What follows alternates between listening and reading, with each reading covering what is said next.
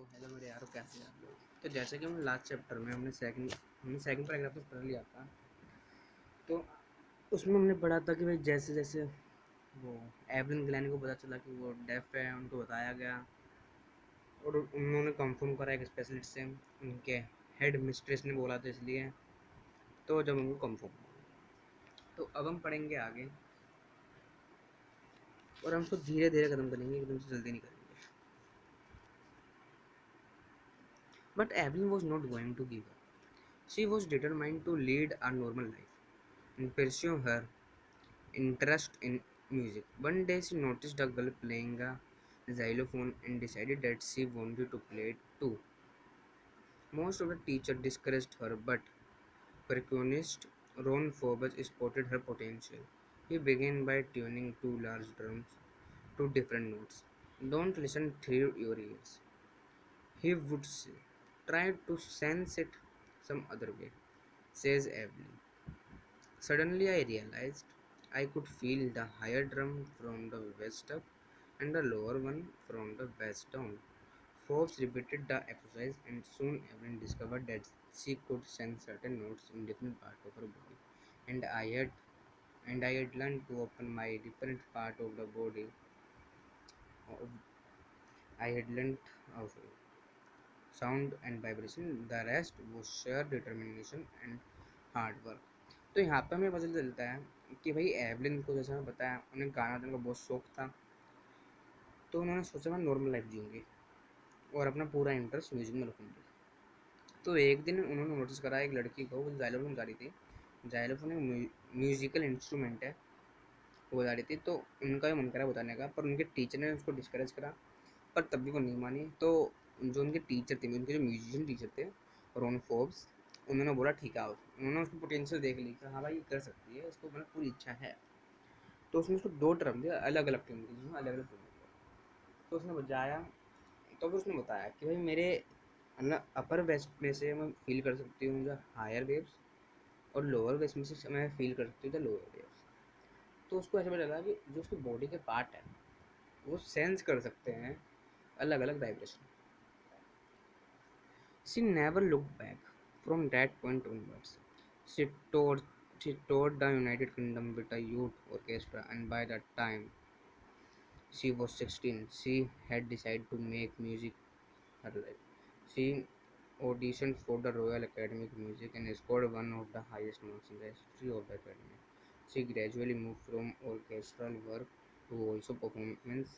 At the end of her 3-year course, she had captured more of the top awards. तो भाई उन्होंने धीरे धीरे अपना ऐसे म्यूज़िक शुरू करा। उन्होंने अपना खुद का एक ऑर्केस्ट्रा खोला 16 की एज में, एक यूथ ऑर्केस्ट्रा। फिर उन्होंने अपना नाम फिल करा रॉयल एकेडमी म्यूज़िक में, मतलब वो एक अकेडमी जहाँ पे म्यूज़िक सिखाते थे। तो वहाँ पे उन्होंने बहुत अच्छा स्कोर करा, सबसे हाईएस्ट मार्क्स वहाँ की हिस्ट्री के, मतलब उन्होंने सबके रिकॉर्ड तोड़ दिए। तो उनको 3 ईयर का कोर्स हुआ और वो उन्हें अवार्ड मिलते रहे। And for all this, Evelyn won't accept any hint of heroic achievement. If you work hard and know where you are going, you will get there. And she got right to the top. The world's most sought after multi-percussionist with the mastery of some thousand instruments in hectic international study. तो भाई उनको ऐसा कुछ भी hint नहीं था कि वो इतना अच्छा कर पाएंगे, वो हर एक अचीवमेंट पा पाएंगे, यानी कि टॉप वो होते हैं ना, फेमस फेमस हो गए इफ़ यू वर्क हार्ड। तो भाई उन्होंने बताया अगर हम चाहें और हम वर्क हार्ड करें तो हम अपना सारा काम कर सकते हैं, और भी राइट, अगर हम सही जगह अपना वर्कआउट करें तो भाई वो ऐसे धीरे धीरे मतलब मास्टरी हो गई थाउजेंड ऑफ इंस्ट्रूमेंट, यानी कि वो बहुत सारे इंस्ट्रूमेंट बदलने सीख लिए अपनी इसी वाइब्रेशन फीलिंग से। और उनका एक इंटरनेशनल शेड्यूल होने लगा। It is interviewing intriguing, fascinating, and curious. It is curious to watch Evelyn function so effortlessly without hearing. In our 2 hour discussion, she never missed a word. Man with bushy beard give me trouble, she laughed. It is not just watching the lips, it's the whole face, especially the eyes. She speaks flawlessly with a Scottish lilt. My speech is clear because I could hear till I was 11. She says, but that doesn't explain how she managed to learn French and master basic Japanese. तो भाई उनका एक वो था, function था, तो भाई बहुत से लोग होते हैं भाई हमें देख लें। तो भाई एवलिन फंक्शन के लिए बहुत इफर्टलेस थी, कोई ऐसे सुन नहीं सकती, तो कुछ गड़बड़ हो जाती, दिक्कत है। तो भाई उनके 2 घंटे की डिस्कशन के बाद उन्होंने कोई भी वर्ड मिस नहीं करा।